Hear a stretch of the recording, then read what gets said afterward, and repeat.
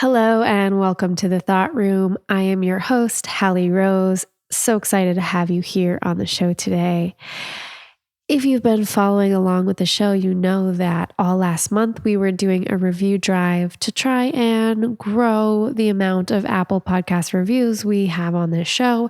Why? Because that really helps us in the algorithms of the interwebs to spread our messages and to get seen and to land bigger guests on the show. So thank you for all of you who supported us by writing a review.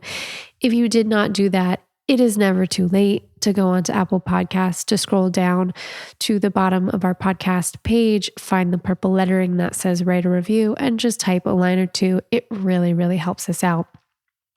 But now to announce the winner of our draw that we are doing for everyone who wrote a review last month that left their Instagram handle, we are doing the draw for the person that will receive a one-on-one coaching session with me. So I'm going to announce that winner right now. And that person is at D_Marie_W. So we will be reaching out to you personally to set up your call with me. If anybody else is interested in coaching services and what that looks like, you can head on over to my website, hallierose.com. You can check out the button on the homepage and you can fill out my super fun questions about who you are and what your desires are.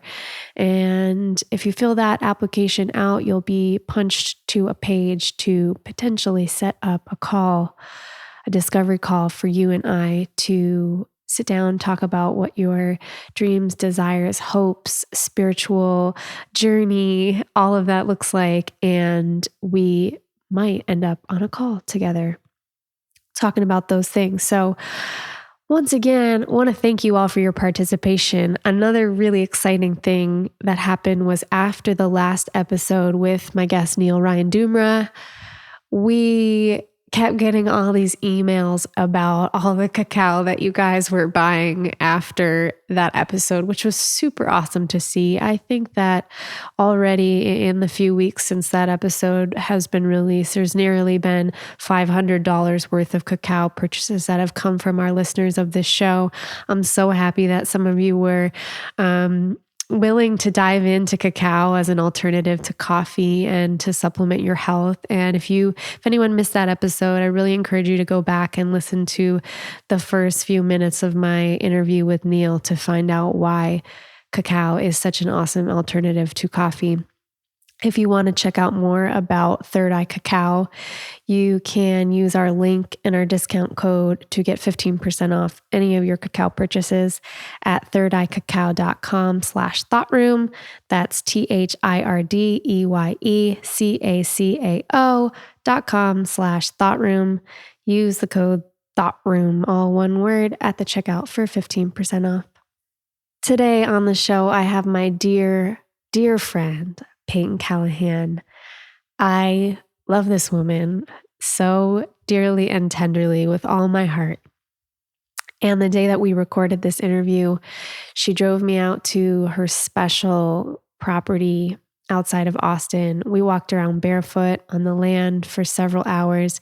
We tiptoed through a muddy grotto, and we really just grounded down and sat together to share tenderly from our hearts. And there were some things that I learned about Peyton that even as her friend, I never knew. And I already had immense respect for her. She is a creative, she's a lover, she's an advocate, she's a well-being doula, and we vibe on so many things, including our advocacy for women and their bodies, and especially young women going through their changes and that sacred rite of passage into womanhood. So I'm so excited for you to hear this episode. And truly, Peyton surprised me. There's one part in the interview where she brought up something that was really brave, something that involved the two of us, and something that involved some resistance she had to knowing me in the beginning of our friendship. And it is this kind of bravery, I believe, that brings us together. This kind of radical honesty and I'm beyond delighted to present Peyton Callahan to you on the Thought Room. I know you're going to love it. Listen through to the end. There are some absolute gems. So without further ado, let's have Peyton Callahan on the Thought Room.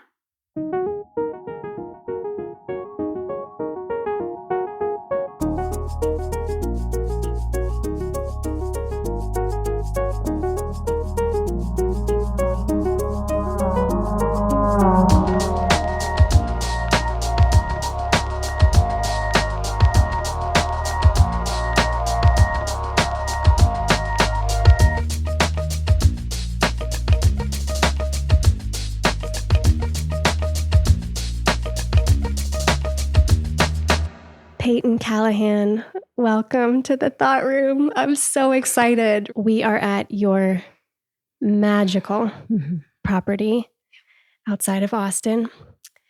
You and I just spent the last 2 hours walking around, visiting this ethereal grotto that you have here with these caves and tiptoeing through the mud and smelling the flowers you still have beautiful muddy feet. And I feel like we really grounded before this interview. So I'm really excited to see what wants to come out today. And there's so many places that we could go.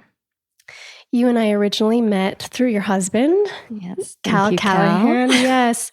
And for anyone listening who hasn't already checked out Cal's podcast, The Great Unlearn, I highly recommend checking that out. If you like this show, you're definitely going to like Cal's show. And he actually had me on as a guest. Yes. And that's how I initially, about a year ago, connected with the two of you. And last summer. Yeah, last summer. And I was so struck by the two of you and the energy that you carry as a couple. There's this gorgeous warmth and nurturing. And I've almost never seen anyone cultivate community and open their homes like the two of you.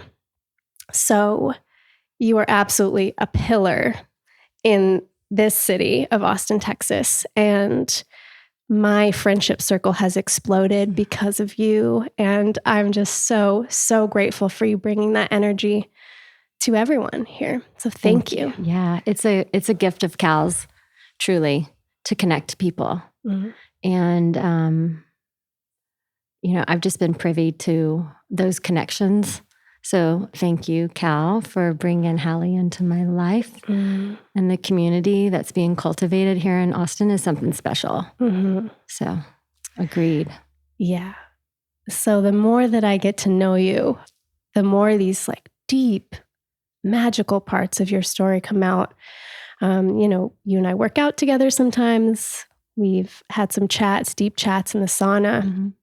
And I'm really struck by your humility. First and foremost, I love people who it's just like you get these layers and layers and layers as you get to know them. And you are somebody like that who has been through a great deal and is leading from the heart and is using their life experience to be of service. So while we were tiptoeing around the grotto, up to our ankles in mud, I asked you what was on your heart.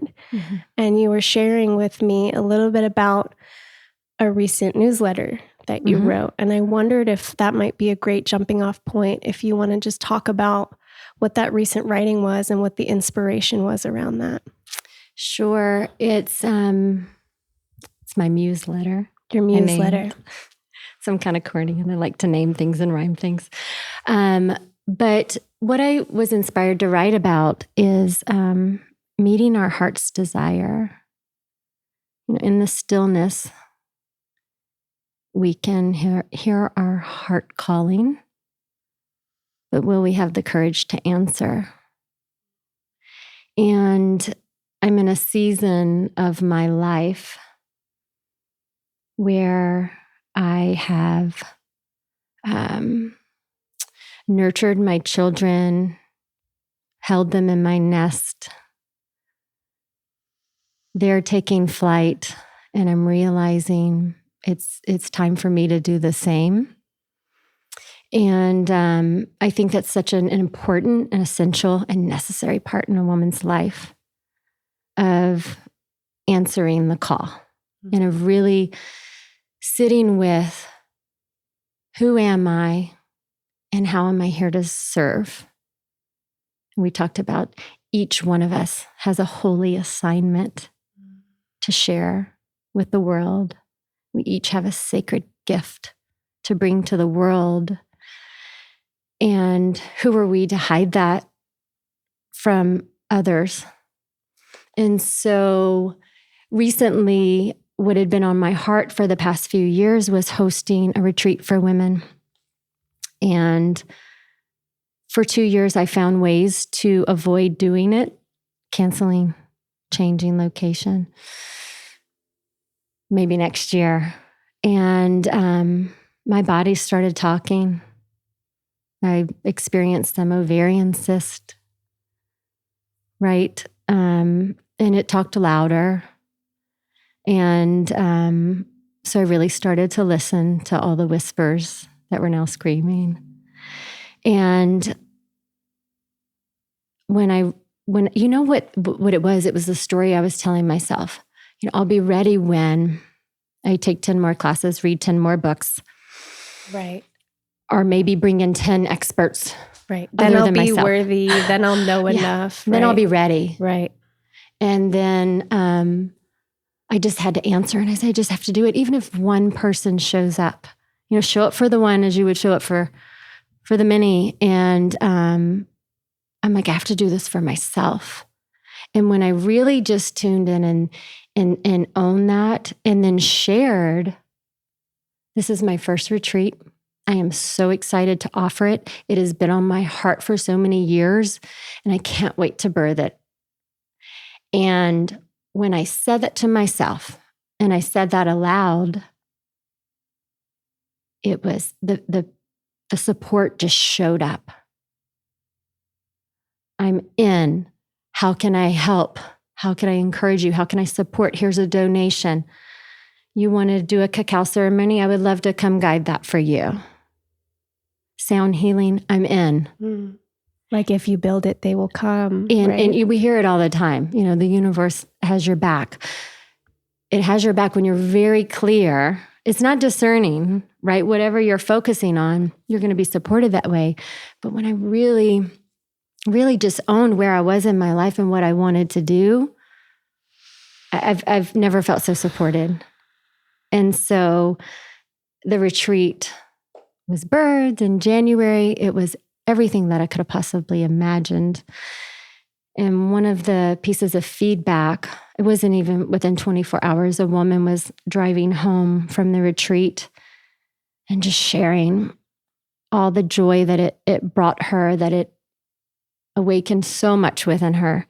But she said to me, the way you showed up for yourself is what was most impactful, because it gave me permission to do the things that I've been so afraid to do. And I'm ready now. That wasn't part of the mission statement, right? But yes, I truly believe that each one of us have a gift to share, and those gifts are going to continue to show up throughout our life. But the necessity of answering the calls. I'm sure that there are people listening to this that know, as we speak these words, exactly what their call is. And they're feeling it in their heart, or they're feeling it in their stomach like butterflies. And they know, but part of their mind is pushing it away, telling them just what you said. It's not time. It's not ready yet. Well, I have responsibilities with my family. I have to save a little money first, and then. What would you say to those people listening? If you're feeling the call, you have to answer. I call it the when-then disease. When I have this, then. What if we accept where we are now and when you fill the pool, just say yes? What would that feel like? What would that look like? Can you ask for that support? Right. Can you ask your partner, hey, this is on my heart. Can I go do this? How can we make this happen? and take that first little step, whatever that may look like, Mm-hmm. Yeah, it sounds like there's a great deal of getting really real with yourself, getting vulnerable, and getting in touch with the fear that maybe it won't work. Sure. That's part of the process. And like you said, extending out to others in the community and saying, I'm really excited about this. And just leading from that energy, because if we lead from a place of blocking it off, that's what we're met with. Sure. And it wouldn't be authentic if I was trying to say, oh yeah, I have it all together. I've done a retreat and I've got it. No, but that's not real. Mm-hmm. And allow others to be in your excitement. Allow others to be part of what you're building. Mm-hmm. That's what's really exciting. Completely. Like, be on the journey with me. Totally. I know other women, when they come to me and say, hey, I'm starting this company, like the first thing that comes to me is like, how can I help? Totally. Yes. Yeah. Like, let me, help you take flight. Yes. I'm in. There's this idea, I think a lot of us have, especially as women, Mm-hmm. but I think men too, that we're burdening others. That we're burdening others. And I would meet this a lot when I was doing enrollment for the Conscious Man or sometimes for one-on-one coaching. And someone would say something like, I really, really want to do this work with you, but I just have to X, Y, Z, or I just have to save this much more. And my response is always like, I trust that if this is really what you want to do, you'll find a way. Yeah. And I'll support that. And I've seen people do the most miraculous things once I empowered them with that. Sure. They go off, they ask Auntie so-and-so, some windfall happens and then it's there. But I really believe in what I hear you saying is we have to claim it first. Yeah. And stand in that place of unknown and really be willing. Absolutely. You shared something really sacred down at the grotto about your mother that to me as an outsider seems like it was a thread for you stepping into this work of, you're a doula of well-being, is what you are for women in particular. But are you willing to share a little bit about that part of your journey? Absolutely. So about 21 years ago, my mother completed suicide, and that's a term that is used for anyone who's ever lost someone they love to suicide. So she made the decision to take her own life, and I was 24 at the time. So as you can imagine, completely rocked my foundation that I'd claimed, was so close to my family, my parents. And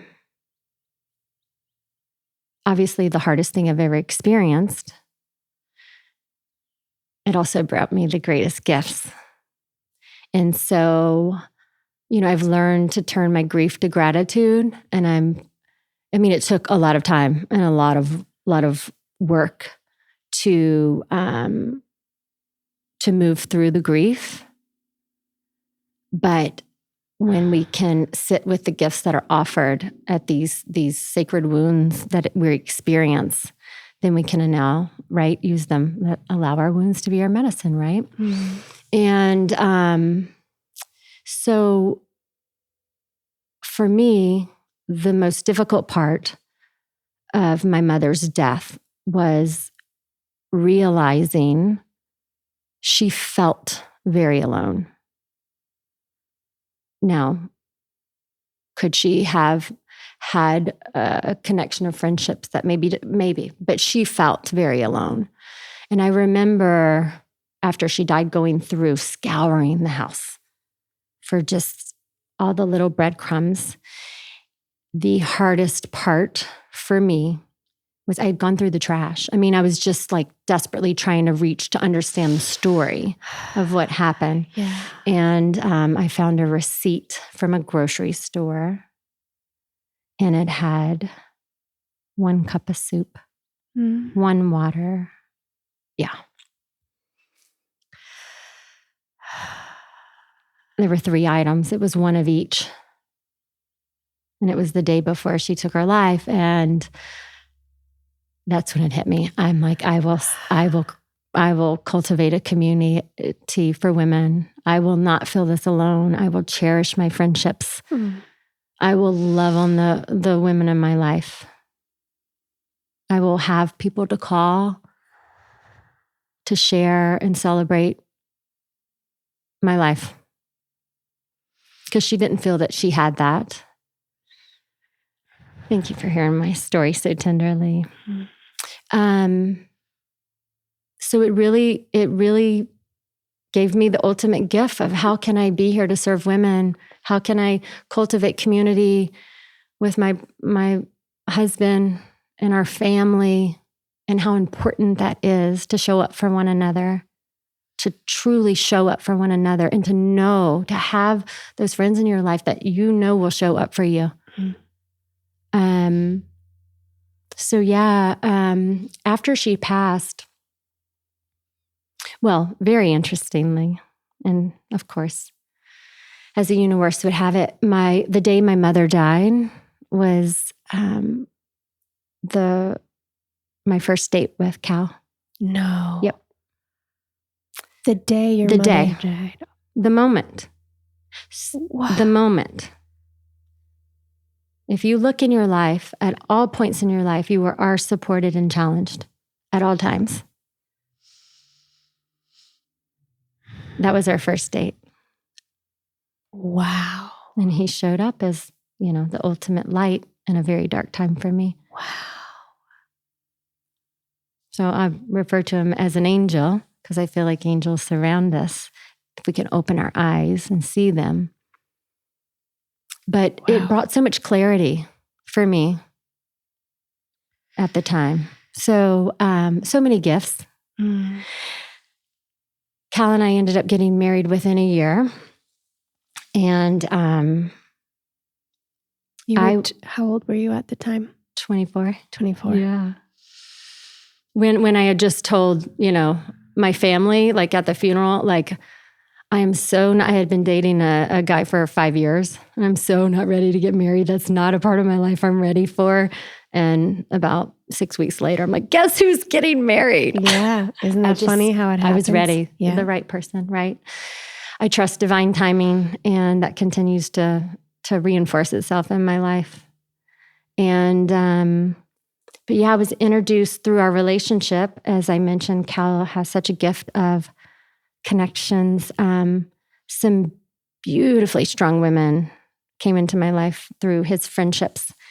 And one of the women, who's a midwife, had just had a baby, and her friend threw her a red tent in celebration of her baby girl's birth. And so, I'm young, haven't had kids yet. And had you heard of a red tent before? No. I mean, this was 19, 20 years ago. Mm-hmm.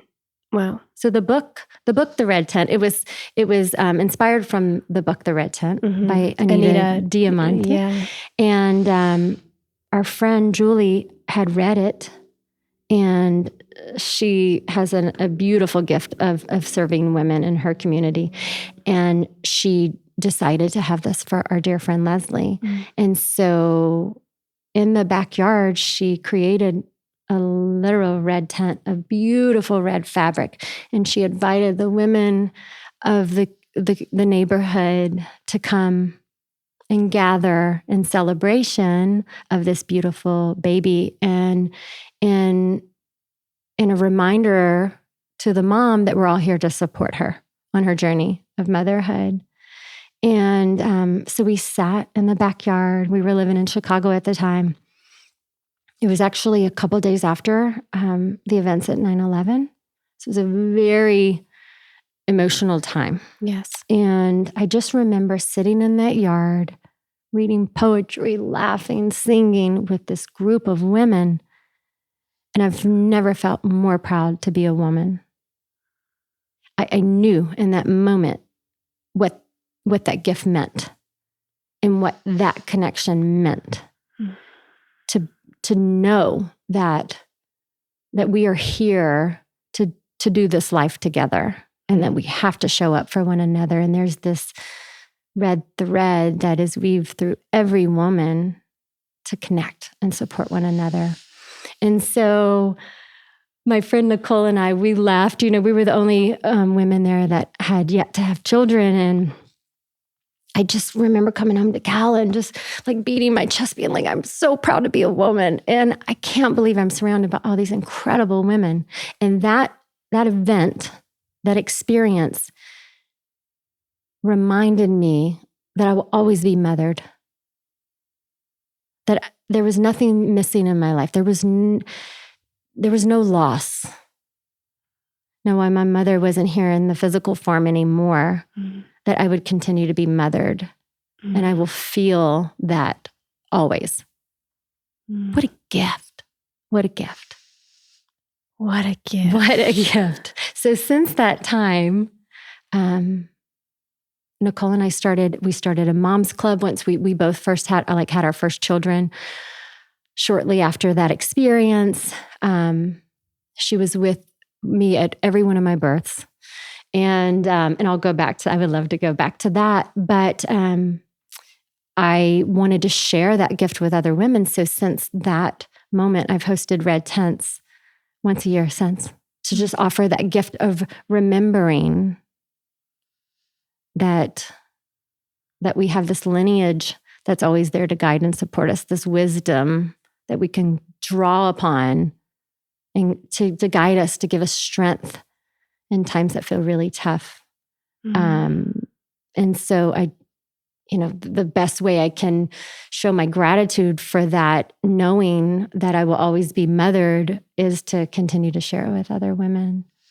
So big part of my life and experience. This is so beautiful. And what's coming in for me is this healing that's happening on a larger scale, especially between women, because we are acculturated to be in competition with one another, to have a fitter body, or to be more beautiful, or to have the longer eyelashes, or whatever it is. And the capitalism, everything, advertisement, it's set up for us to keep us separate from one another. And it takes so much, to use your husband's term, unlearning, to get back to the core essence of that supportive feminine energy and not being in competition with one another. It's so, so sacred. Was that always available to you, or was that something that you had to cultivate within yourself and disarm around this idea of like dissolving? Because I know definitely for me in my journey, you feel that from other women, you feel jealousy, absolutely. you feel projection, and I'm sure again there's women and maybe men listening, because it happens just as often with men, and they're competition of each other, and they show up somewhere and there's like that alpha energy, like who's the alpha in the room? How do they command the energy? And so how can we begin to melt these barriers around this false sense of othering? So, okay, there's so many things coming through in response to that. And yes, I do believe we have a blueprint to tend and befriend, right? For women, if we had to huddle around one another to protect our children, we realized we were stronger together, and to be outside of the tribe, to be outside of the group, put us at risk, right? You were at risk. I think that's why women always go to the bathroom together. It's like safety in numbers. The need to belong. That it's essential. And to feel that threat of not being part of the group is life or death. Right. But that's in our blueprint. Now, did I have to unlearn it? Absolutely. But everything starts with awareness, right? And it's a practice. So much that I'll share, like even when I first met you, my husband's like, oh, yeah, I'm meeting Hallie, and she started this company, and it's these beautiful period kits for young girls, and I'm like, well, that's what I'm starting. Wait, yeah. Wait, and you're gonna have her on your butt? What the hell? Like totally. What? Like that's where I first went, like a moment of threat, like what? Right. But then I was like, okay, I see you. And what does that mean that she's here at my house sitting on this couch telling me that this is so important and this is a mission of hers. Like, this is an amplification of everything I'm wanting to put out in the world. Yes, and thank you for bringing her in my life. But I had to sit with that, and it didn't feel good. And then it was another woman, and what do you like what she's doing more than you like what I'm doing? I mean, our minds go there. Yeah. And it was hard for me. Yeah. But yet at the same time, I'm like, but I just love her. But I had to like feel the feels, and they were all right. Like, you have to feel what you're feeling and honor what's coming up. Like, what does it really mean?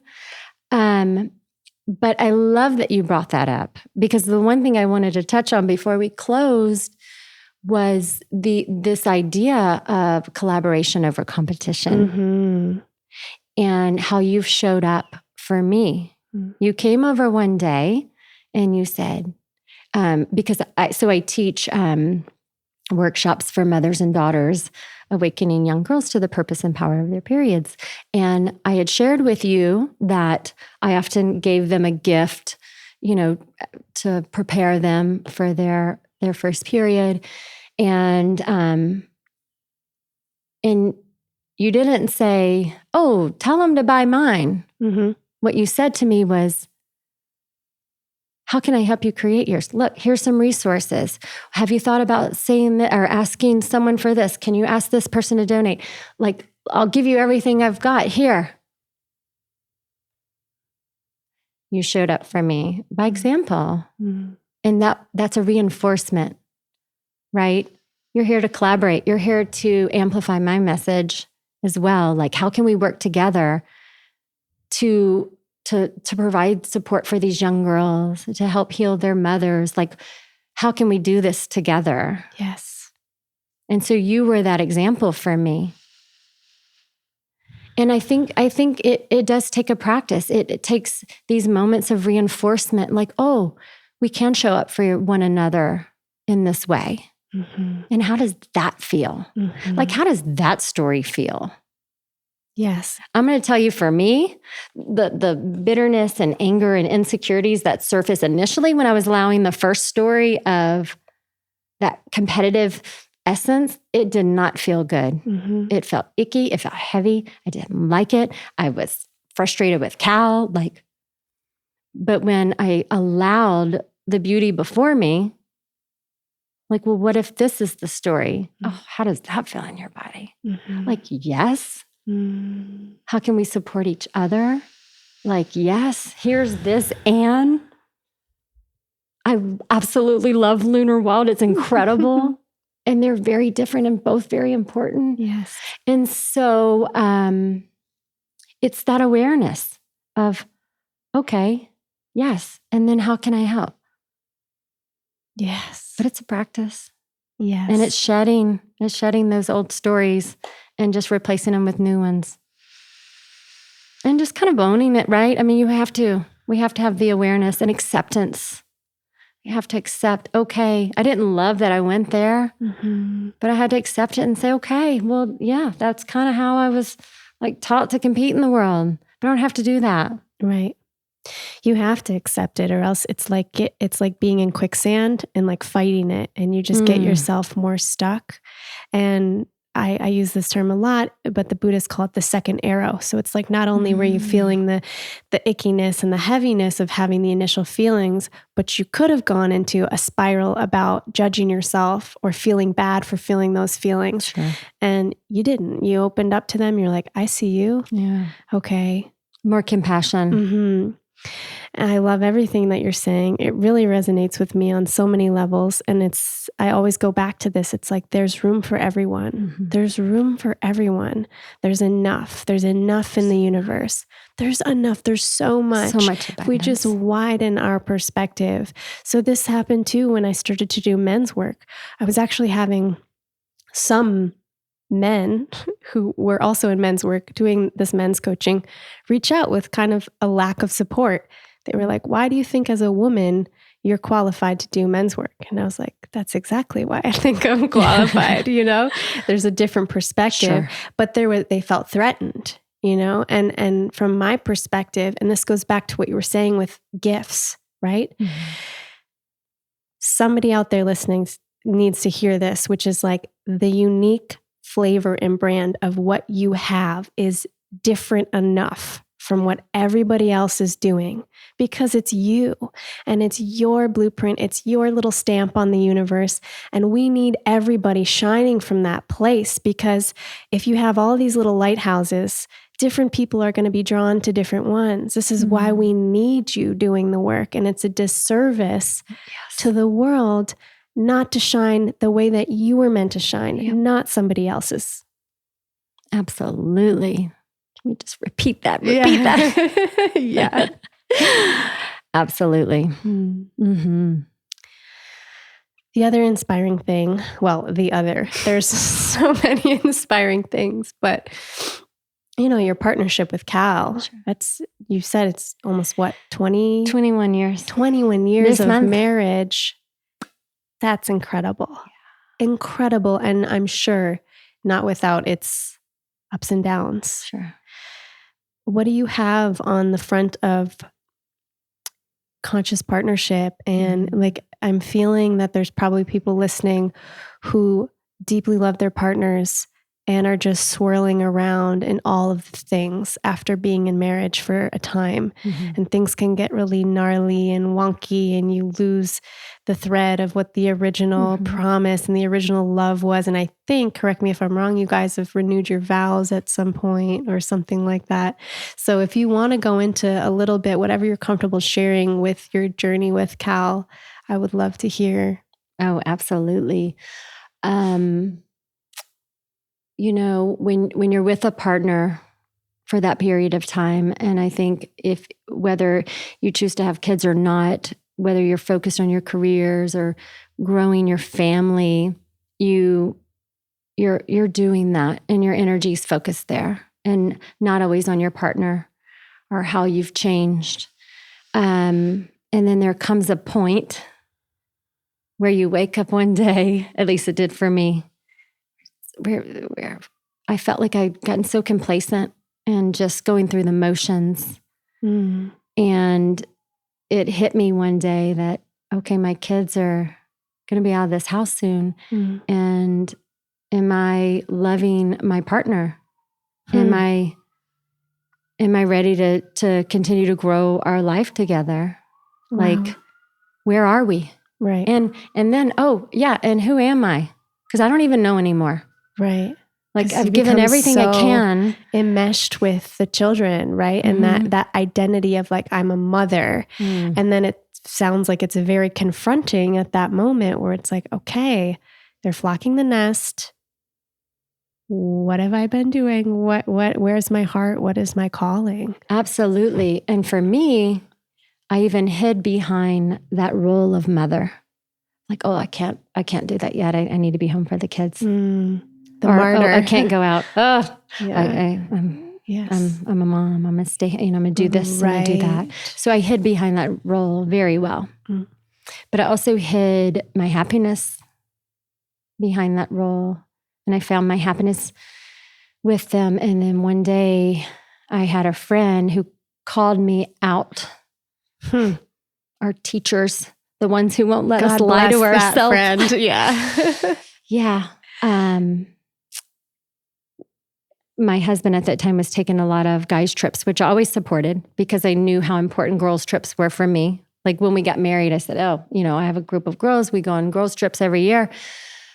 I will always, continue to do that. I hope you do the same. So this was something we've always just, honored as part of our relationship, that we had to, carve out time for these experiences. But then it got to be a lot. And one day I was going through a very difficult time, and my friend could see it all over my face. She told me my countenance had changed. Mm.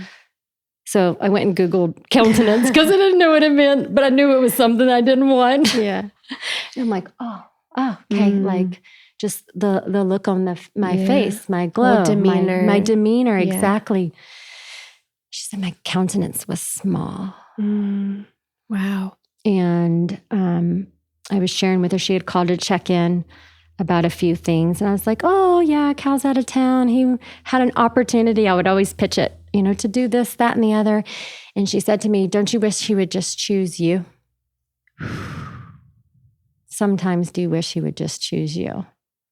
And that was it. That was my look in the mirror. I'm like, yeah, I feel second choice.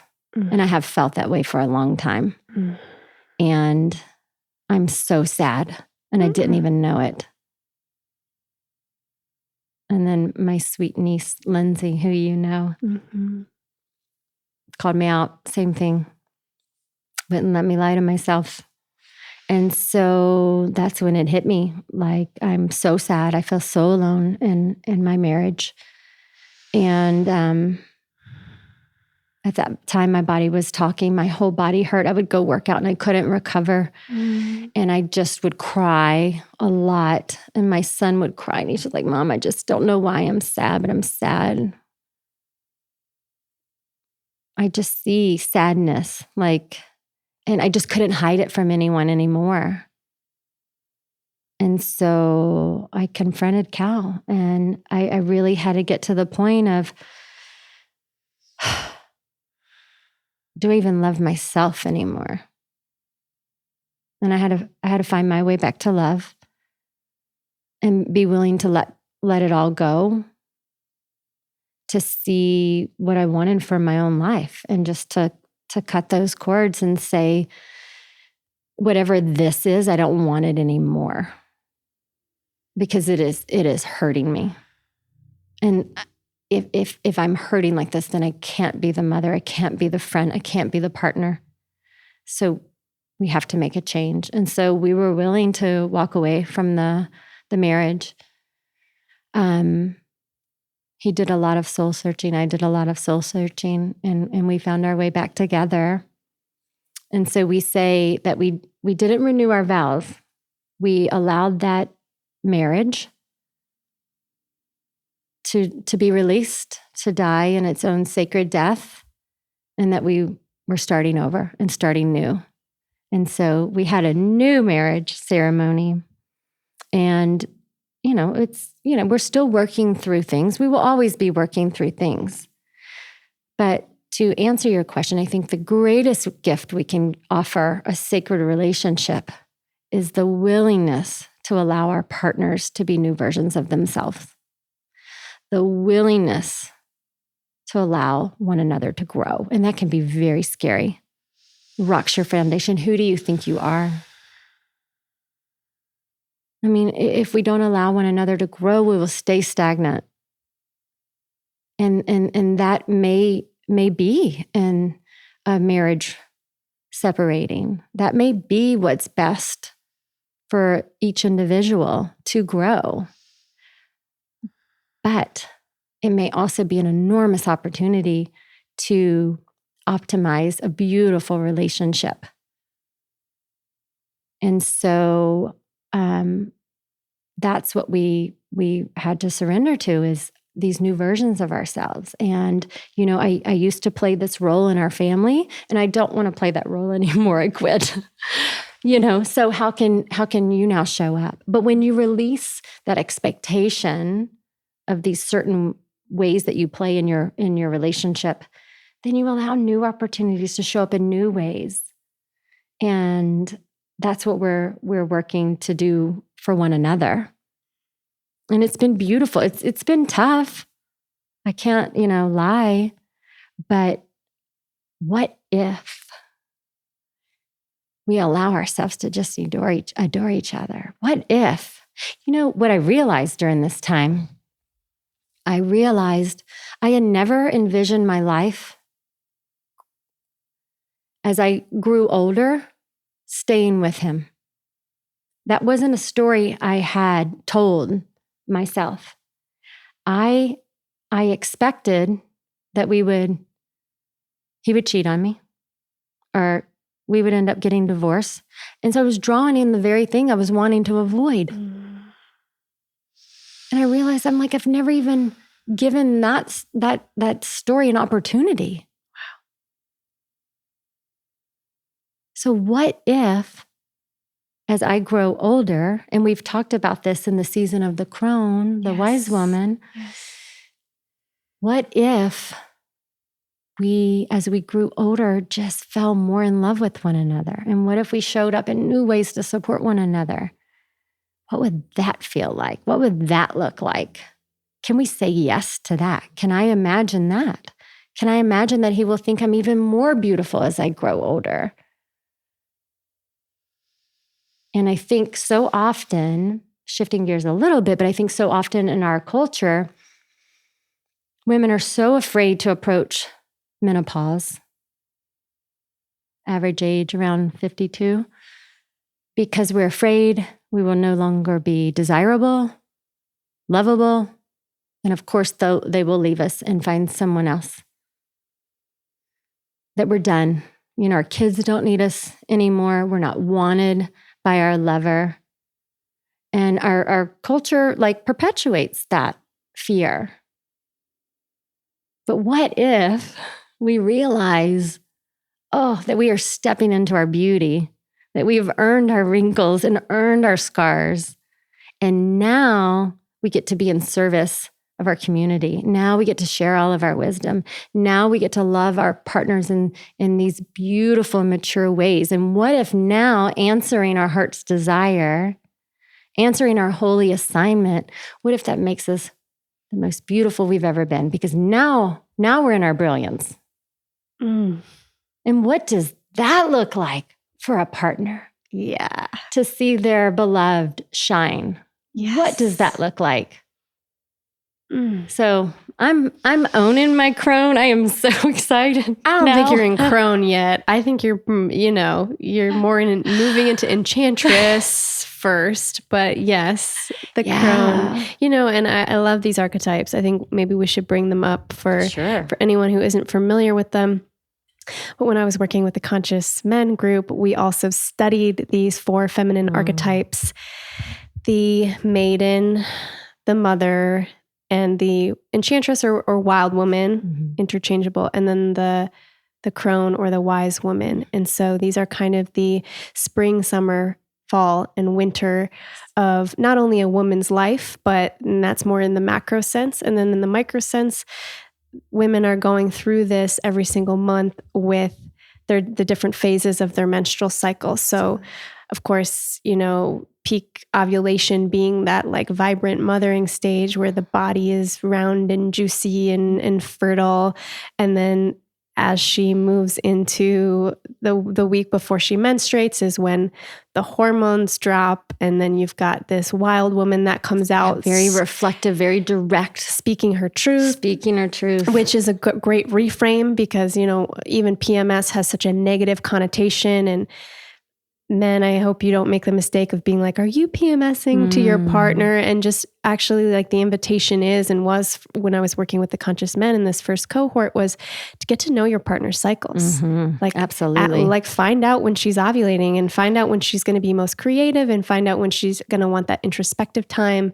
And then of course, going into menstruation, which is that crone phase or that winter. Listen to those messages, right? In that time, right before our cycle's initiated, when we are very direct, sometimes it's labeled as bitchy, right? But we're very direct because we're like, no, I've been asking you for the past 2 weeks. This is what I need, and you're not meeting my needs. So this is what I need. And if we can realize that these symptoms are signals saying what do we need physically, what do we need emotionally? Totally.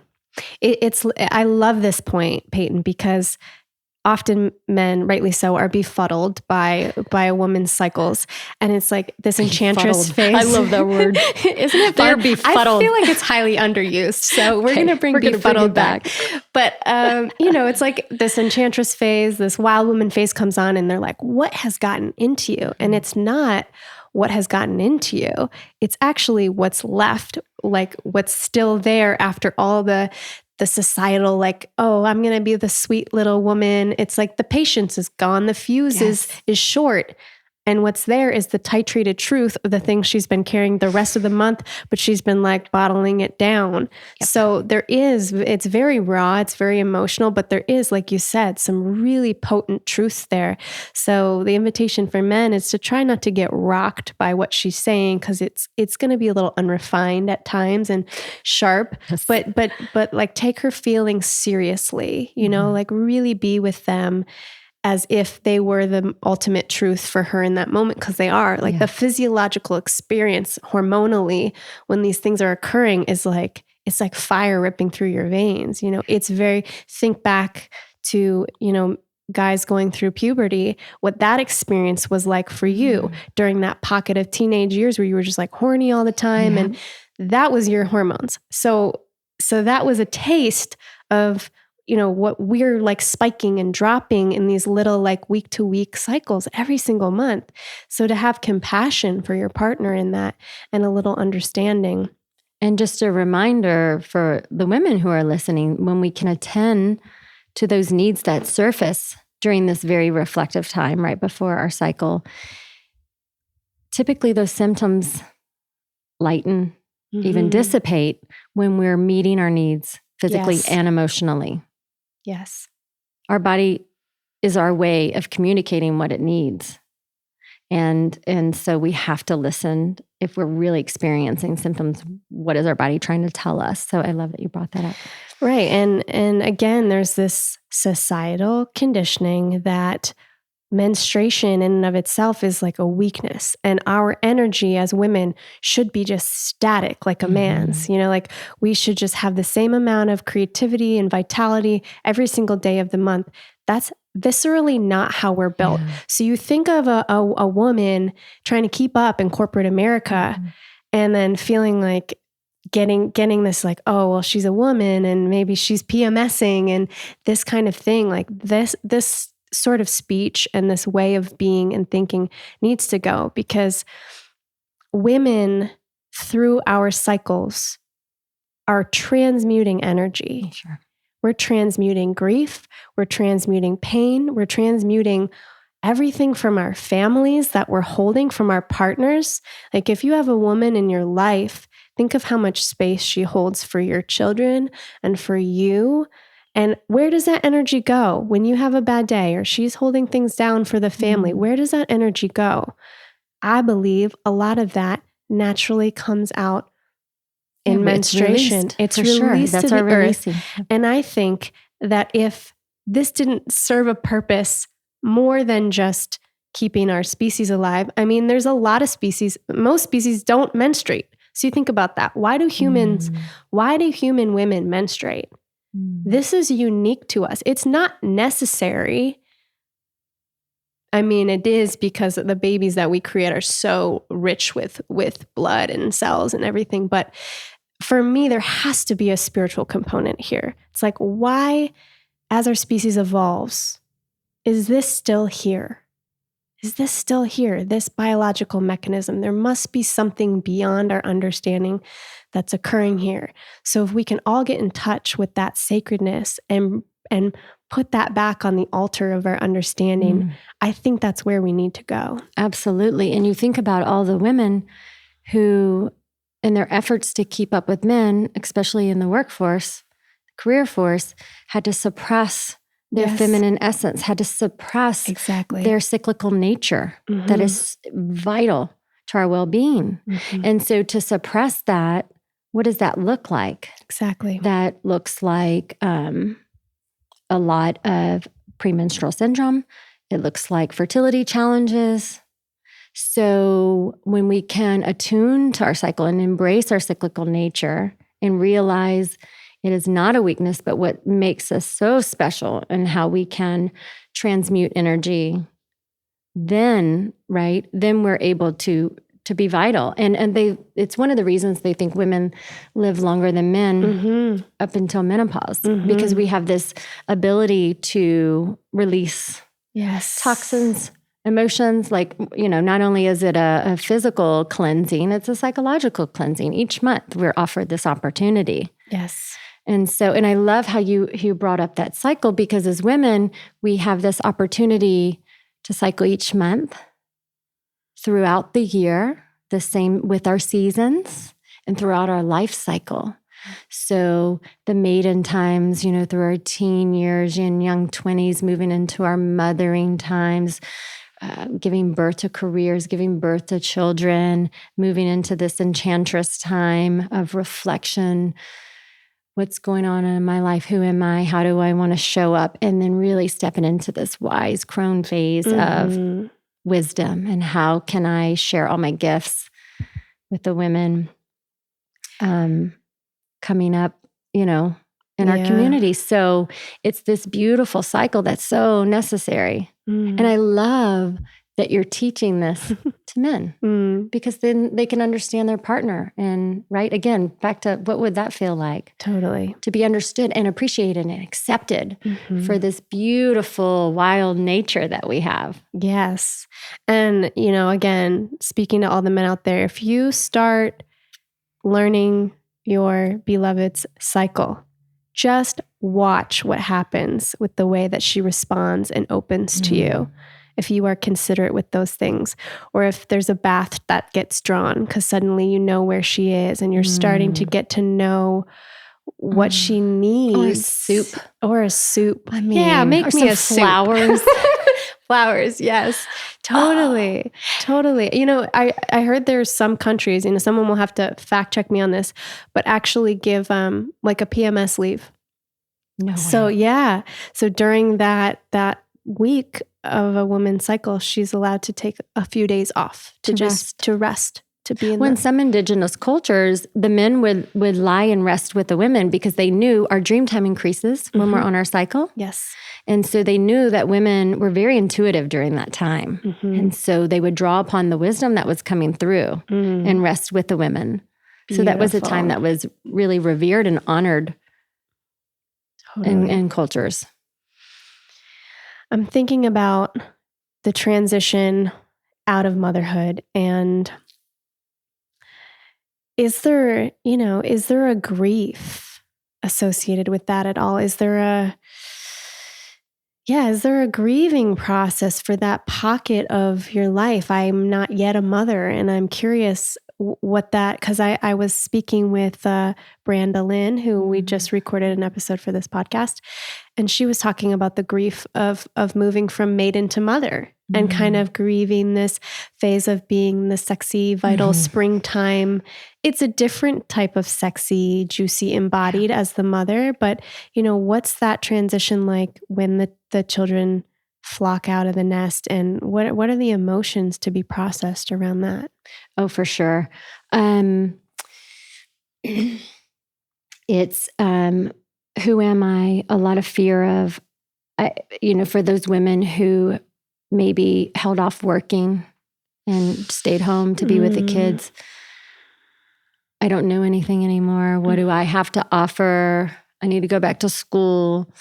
And it's even the decision to stop having children. I know that was very difficult. Or to never have children. Yeah. Because then that's another whole judgment system. Right. Because as soon as you get married, typically it's like, oh, when are you having kids? Like, well, can I just enjoy? I just got here. Can I just enjoy my husband for a little bit? Yeah. Or my partner?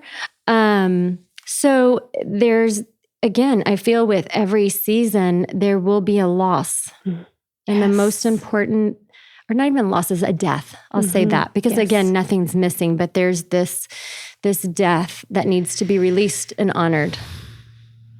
And it's not easy. I know for me, it was very difficult to say that we were done having children. Because then, wait, this is what I was born to do. I was born to bring life into this world.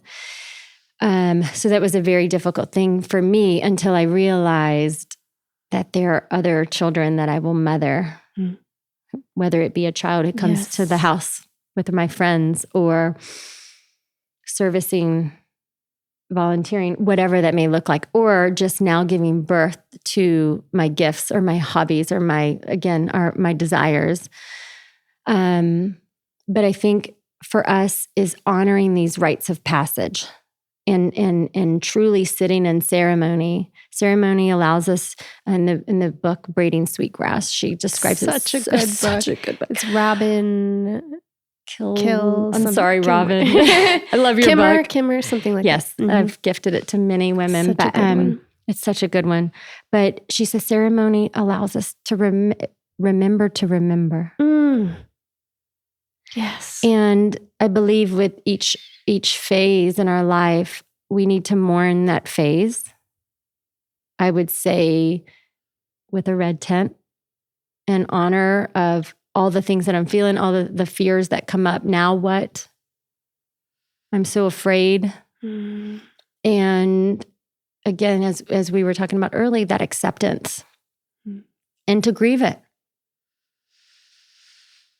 Right? So that we can make space for the next phase and be supported and support the women in our lives who are going through it. Yes. And I think I'm so glad that you're saying this because again, this is great for women to hear, but I feel that there's men that are hearing this that maybe will have a new perspective about what their partner is going through, what their mother is transitioning through, and the invitation for both men and women in supporting one another. And I want to go back to that term you used. It was holy assignment. Like, when's the last time you dropped in with your beloved and said, my beloved, tell me about what your holy assignment is? Mm-hmm. You know where I got that term from? Where? The book Belonging that I noticed in your house today. Yeah. And that's by Toko Pa Turner. And it is so good. So good. That's where I first heard the term. That book, I read that a few months ago when I was like deep in my dark shadow of like, I'm all alone in the world. And I was surrounded by a community, but it was, I think about your mother, that idea that there's people around, but they felt so far away, and just this pain in my heart, this isolation that is a self-perpetuating Ouroboros that eats itself. And it's very, very dark and heavy. And so that book definitely got me through some really intense times. Mm-hmm. Right. How can we stand by ourselves and know we're not alone?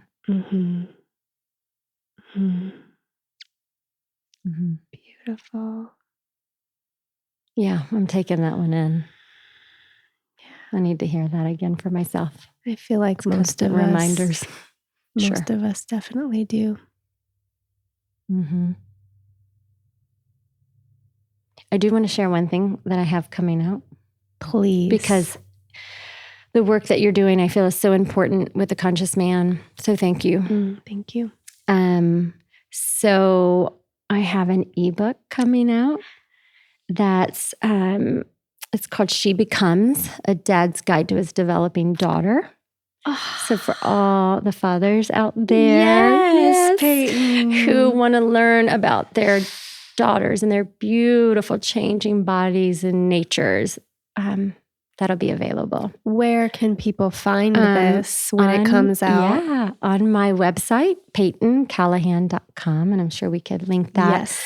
And it's a donate to download. So Amazing. Any of the proceeds, all right? I told you I like to rhyme. Donate to download. The proceeds will go to various women's charities. So amazing. So please and thank Everyone go download that for sure. The last thing that's coming to mind to touch on with you, and you talked about it when you talked about the red tent and honoring these cycles. I want to bring in this concept of like everyday ritual living. And I know that I believe when we were talking about some things with the conscious man and you were giving me some thoughts of some really neat ideas and things I could do. Did we have a conversation about Bruce Lipton, and did you study some of that stuff? Like the biology of belief? Yeah. Sure. Well, I study a lot of how emotions and perceptions show up in our body as physical manifestations. So a lot of the work I do is uncovering why we have a symptom and where does that come from. Yes. So if we can tap into, so say you have a physical ailment, if we can tap into where that found its way in your body, what emotion or perception triggered that, where that affinity started, and clear the energy around that, then the physical body can start to heal. So I believe that there's 3 realms of wellness. You have your physical body, and then you have your emotional, mental body, then you have your energy or body, right? So these three realms, and healing must occur in all three. And as we mentioned earlier, symptoms are signals, and our body is trying to communicate what needs to be healed. And that means emotions, right? It's trying to find a way to express itself. And if we just treat the physical body, if we dampen those messages through pharmaceuticals, it will find another way to manifest in the body to express itself, because ultimately we just wants to be healed. Right? Yeah. To heal means to be whole. And so a lot of the work I do is tuning in to the brilliance of our body, tuning into what our body's trying to communicate to us for healing. This is so powerful. I'm so excited about this work. Are you offering this work at all privately, or? I do individual work. Okay. So if people did want to reach out, they could find you on your website as well. Yeah, absolutely. In closing, could you share with us one practical tool, or you're welcome to guide us through an exercise to tune in?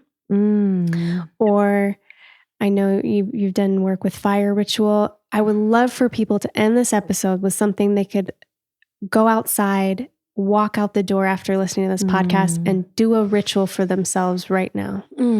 Well, for me, there's nothing more powerful for me than being out in nature and our breath. And our breath is available to us at all times to calm our body.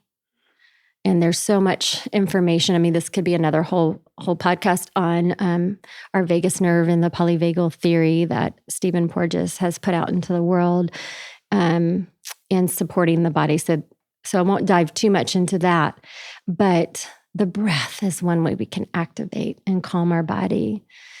And because we have these receptors in our lungs, in doing that, it calms our heart rate. And so, and again, it's always available to us. And it's the one thing that we can get control of. So I know in my most difficult times, I remember after my mother's death, when I felt like I couldn't breathe, and I was like, I just, didn't know what to do. I would just go outside and walk. No headphones, no distractions, but just be outside and breathe. And I know that sounds so basic and so simple, but it can be that simple. It can be that simple. Yes. So if you could start your day, even if it's for a few minutes, step outside. Take your shoes off. I'm always barefoot, no sunglasses. Yeah. Let the sun get through the pupils, right? Stimulate that pineal gland, let the sun in. Let the earth absorb anything and mulch all that heavy energy, and just take a few deep breaths. Yes. Through the nose, out through the nose. Right. And just breathe. But to start your morning that way. Yes. If I could say one little ritual. Yes, please. Yeah. And I love to start my mornings. Cal's more of get out of bed. He's ready to go, his energy. And my mornings are often very contemplative, just lying in bed, looking outside at the trees, in prayer, in dream reflection. Yes. What's coming through. Sometimes I free write. I think you've referenced this before, the morning pages. Yes, Julia just free Cameron. Write whatever's coming through. Journal that. I keep a journal right by my bed or not. And then I start my day by going outside. That is beautiful. I hope that's helpful. It is very, very helpful. And my last piece on that, as you were speaking, I thought of this meditation that I created, but it really came from an experience I had in an ayahuasca ceremony, where the invitation that came through was, ask your body how it wants to breathe. Right? ask your body how it wants to breathe. So that takes deep presence to get in tune with, okay, do I feel like breathing in and out through my mouth? Do I feel like, do I want to get into sympathetic or parasympathetic? Do I want to energize my body right now? Is it through a straw, or am I calming because my heart's already too fast? So I want to be in and out through the nose. Oh, and beautiful. And I'm usually calming. Yeah. So that's interesting that's where I went. But some people have, we all have different needs. So the invitation is, the advice is don't take anyone's advice. Learn to cultivate. And what your body needs. Exactly. Cultivate that intimacy with yourself. Again, learning to speak our body's language. What is it trying to tell you it needs? Beautiful. Thank you. You're beautiful. I'm looking forward to that meditation. Yeah, it's already available on my website for free, and we'll put it in the show notes as well. Anybody who wants that. I just want to thank you, and I also, just to reiterate what we're trying to communicate for those listening, this idea of collaboration over competition. Yes. When you reached out to invite me to be a part of your podcast, thank you. It's an honor. But you said to me, how can I amplify your voice? Thank you. I love you. You're showing people how to collaborate and to show up for others. And it means so much to me. And I know that will be resonant for the listeners. So thank you all for taking time to listen. Thank you for your beautiful heart. And thank you for doing life with me. Oh my gosh, I'm so excited for us and what happens next. This has been such a pleasure. Thank you for gracing all of us with your presence and your wisdom here on this show. I know it will not be the last time. I know there's going to be people who want to reach out to you just to get in touch with you. You have such a fun, playful personality too. Everyone should go follow. Girl. Everyone should go follow Peyton on Instagram if you want to see pictures of and videos of her house pig, Petunia. Oh, yes, they have a potbelly pig. Live like Petunia. Yeah. Does Petunia have her own Instagram? Because she should. She did at one point because my daughter had, it was really her pig, but now, she has given her pretty much to Cal and I. So thank you. Yes. So it's Dear Peyton. Okay. Oh, Dear Peyton on Instagram. And Peyton Callahan. Dear spelled like the animal. The animal. Okay. Oh, Dear Peyton, and then PeytonCallahan.com. You got it. Love you. Love you. Thank you.